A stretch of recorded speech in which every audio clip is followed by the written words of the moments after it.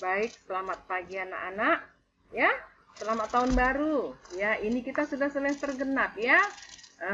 Jadi kita akan lanjut aja lah dengan materi baru kita mengenai larutan elektrolit dan non elektrolit. Ya, sehat-sehat semua ya. Baik. Apa aja yang kita bicarakan tentang larutan elektrolit dan non elektrolit ini ya, Nak ya? Coba kita lihat. Apa saja itu ya? Oke. Jangan lupa nanti absen ya, Nak. Di Google Classroom. Ya.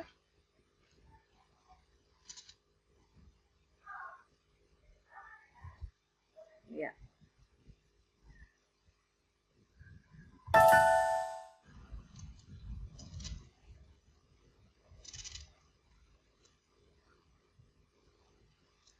Ya.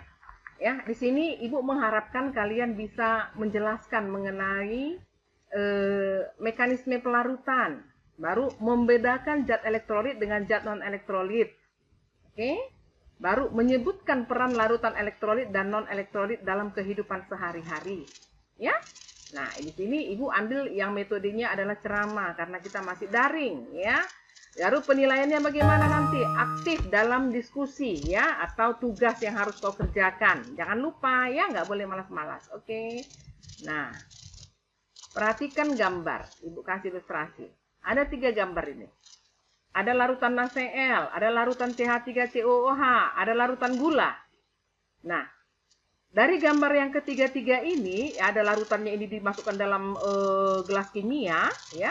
Lalu ada dihubungkan dengan listrik. Ya, nah ini bola lampu listrik ya. Ada 3 larutannya. Kita tengok itu dihubungkan dengan kabel ya. Yang mana larutan elektrolit, yang mana larutan non elektrolit. Oke, bisa dijawab?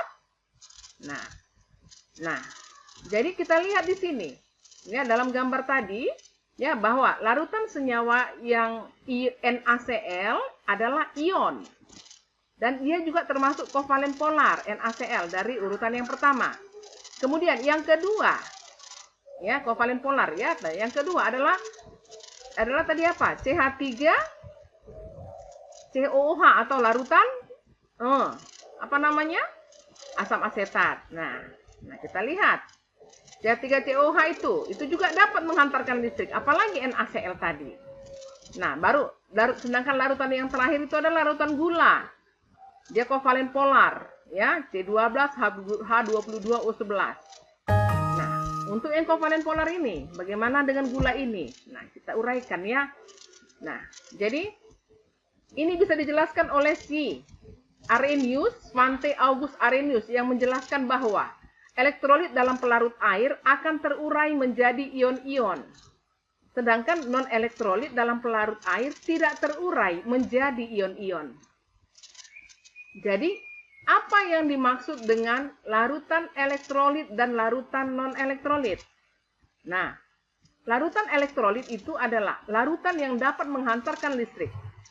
Dan zat terlarutnya disebut elektrolit.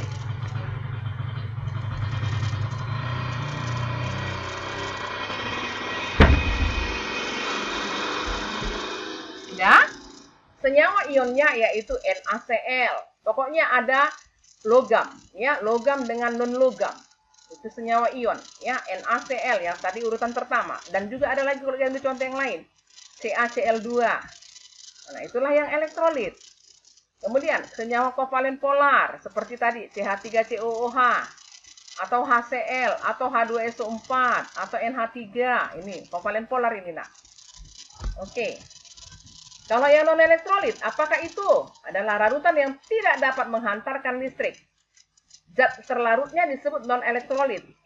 Contohnya adalah senyawa kovalen polar, yaitu gula, C12H22O11, etanol atau alkohol, rumusnya apa? C2H5OH, dan glukosa, C6H12O6. Oke, nah, coba lihat gambar ini. Bagaimana NaCl tadi? NaCl tadi, NaCl, Na positif, Cl negatif. Berarti dia ada ion. Dikatakan elektrolit kalau ada ion. Ini juga ada kovalen polar tadi. Nah, Ion juga D positif, D negatif. Untuk CH3COOH, lihat gambarnya ini nak. C123H baru COOH bergabung dengan air H2O. HOH. HOH. Nah, bergabung.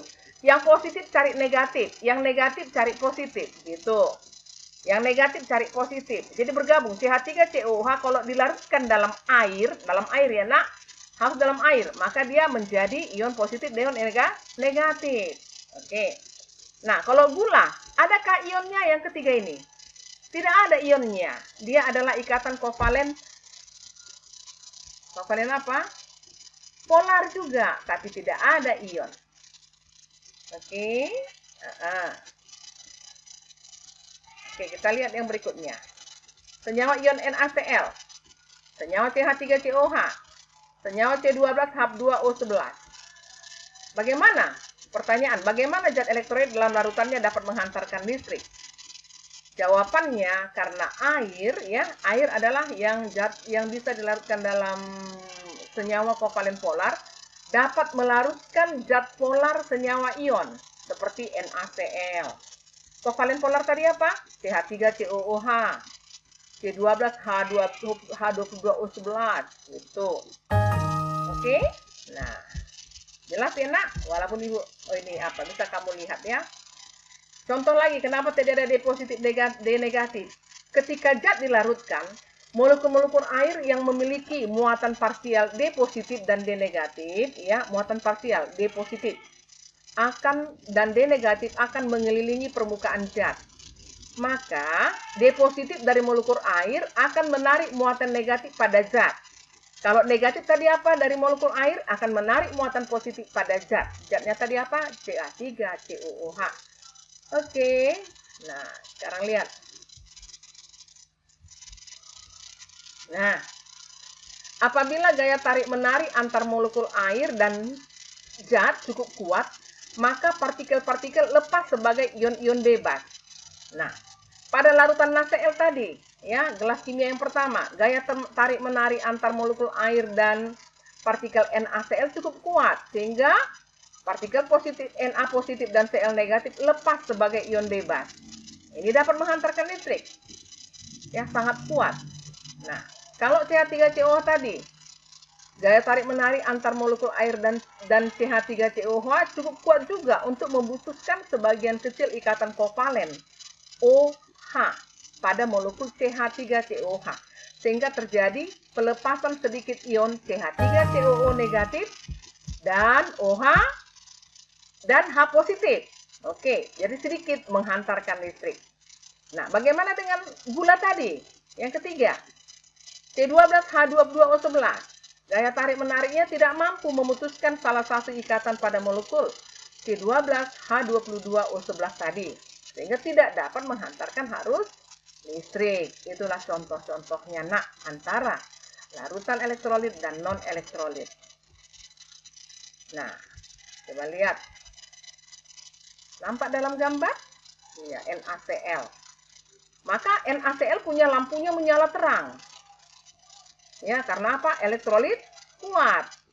Nah, kalau CH3COOH tadi atau asam cuka, lampunya menyala redup. Tapi kalau gula tadi, coba lihat itu, gulanya, maka dia tidak memberikan ion. Karena nggak ada ion, tidak ada lampu menyala dihubungkan dengan listrik. Ya, nah, itulah kesimpulannya. Nampak ya? Nah, ini NaCl. Cas lampunya, banyak sinarnya. Ini redup-redup. Oke. Nah, sementara yang ini, yang tadi glukosa, lampu tidak menyala. Oke. Jelas di situ ya. Nanti ketolong nanti dicatat ini, nak, supaya ada pertinggal buat kamu. Untuk awal pembelajaran kita, Ibu hanya menyampaikan contoh dari larutan elektrolit kuat, larutan elektrolit lemah yang sedikit lampunya redup, dan larutan non-elektrolit atau lampunya tidak menyala. Oke, ini dia. Ya, larutan senyawa ion NaCl dapat terurai menjadi ion Na positif dan Cl negatif atau proses disosiasi. ya, NaCl dalam air menjadi NaCl itu solid. Dalam air menjadi Na positif aqueous atau larutan dalam air tambah Cl negatif aqueous. Begitu juga untuk larutan yang kedua, senyawa kovalen polar tadi CH3COH terurai sedikit. Karena apa? Dia berubah menjadi ion H positif dan CH3COO negatif. Proses ionisasi. Nah, oke, sampai di situ nak, semuanya di saya. Selamat pagi, tolong dicatat ya nak.